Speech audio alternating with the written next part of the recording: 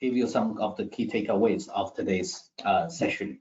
Party Congress happened last month, and in our view, that is really marking a watershed moment in China's growth. The President Xi, he's already consolidated his power. He's now in a position really to push forward his agenda with little opposition in the next 5 years in his third term. What are his agenda? What are the policy priorities for him in the next 5 years? We'll touch upon that a little later on. The second takeaway is that zero COVID, which is on everybody's concern list. There has been some latest adjustment, but in our view, we don't see China completely ditch zero COVID measures next year. It will have to go through a prolonged stage of actively managing COVID before it can really return to the pre-pandemic norms, basically before 2020. Another headwind for China's economy and growth at the moment is the real estate sector. And I'm sure all of you have either seen or heard some of the developments in the sector recently. The problems there are really huge in scale comparing to the past 2 decades. And it is also very complicated to resolve. So recently, we're seeing some easing policies, but in our view, that's only targeting the supply side of the problem rather than the demand side, which, by the way, we think are the key issues and the key problems at the moment. From a macro point of view, both industrial production and the consumption, they are in the process of recovery from the lockdowns earlier this year. But the recovery will be long and will be bumpy, will be volatile, particularly consumption, because it has been really, really hurt by zero COVID policies and at the same time the woes in the property market. Lastly, the local governments, they want to intervene definitely in both driving up industrial production, manufacturing, and consumption. But really, there's only so much they can do because their own fiscal positions are deteriorating. So with that key takeaway, let's dive into the observations of the 20th Party Congress. This is what we see, how the things have changed. Basically, after the Party Congress, China really enters, we wouldn't say a new era of one-man rule because China has come through this sort of stage before, but really it's the first time since in about 30 or 40 years time, since the open and reform, that China has now again entered an era of one-man rule. You just look at the composition of the Standing Committee, of the Politburo of the Communist Party, which both of them are, the top leadership bodies. President Xi has really surrounded himself with loyalists, with people who are seen or viewed as belonging to his faction. So what does that mean? This is, of course, the changes at the highest level of the politics. But what does that mean? Well, in the key takeaways, we said that it means for Xi himself, the next 5 years, his third term, he will be able to almost push forward any agenda, any policies that he wanted to push forward without seeing a lot of oppositions or dissent. Now, the question is, what are on his agenda? And this is how we see the things. We've seen or heard from headlines, from news, that there are many things on his agenda, but probably, the most important thing, common prosperity.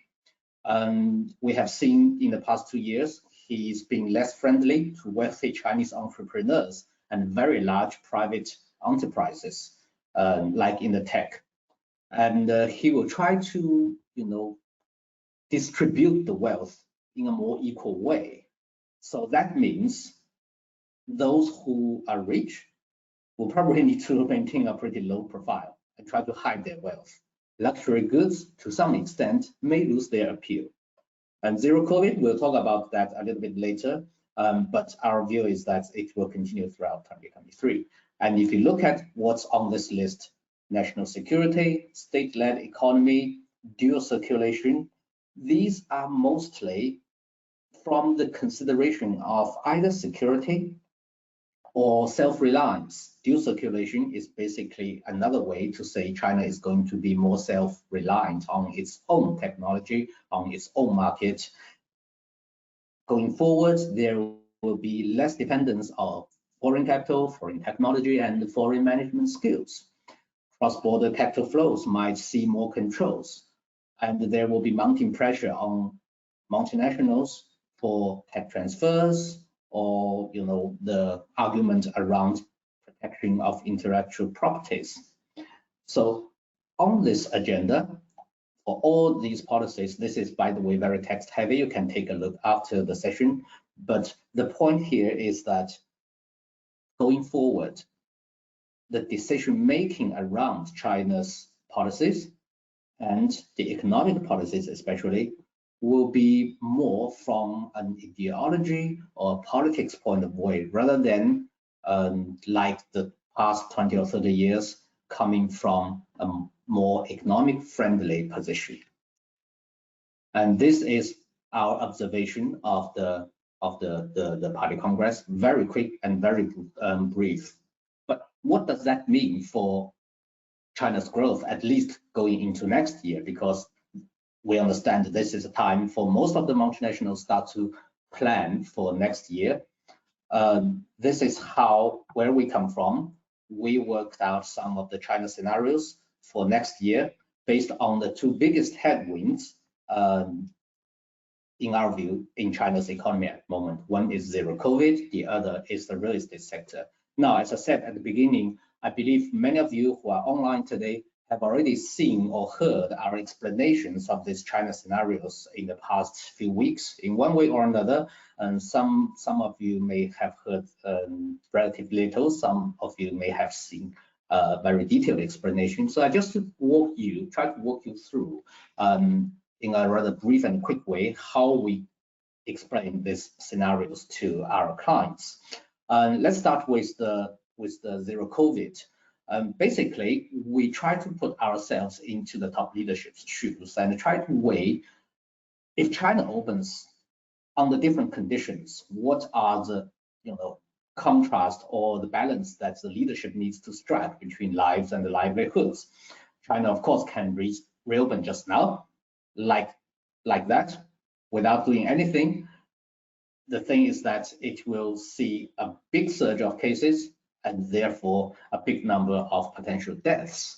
Then, of course, as you can see on this chart, China can move from the right-hand side all the way to the left-hand side across different options. And that different options will be depending upon vaccines, basically. And because this is what we have seen happened almost around the whole world in most of the other major economies. So China can either offer 3 doses of its own inactivated vaccines to its elderly population, and it can wait for its own mRNA vaccines and mix it and match it with inactive vaccines and offer 3 doses for all the elderly people aged 60 plus. And of course, China can just wait for its own mRNA vaccines and offer 3 doses. All of the 3 doses are mRNAs to elderly people. Now, the thing is, whichever option China adopts, according to the experience from other countries, there's bound to be a big surge of death numbers. This is based on the death rate that we take from the Hong Kong government.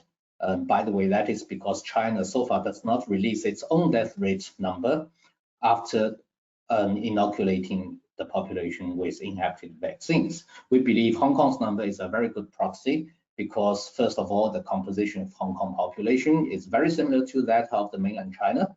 Secondly, Hong Kong is the place where China's inactivated vaccines and foreign Western mRNA vaccines, both of them are available. Hi, my name is Krista Reganey, and I'm Marketing Director here at FrontierView. I'd like to thank you for watching a segment of this webinar. If you'd like access to the full video and our latest insights, data, and research, sign up for a free trial with us today. Simply scan the QR code on the screen.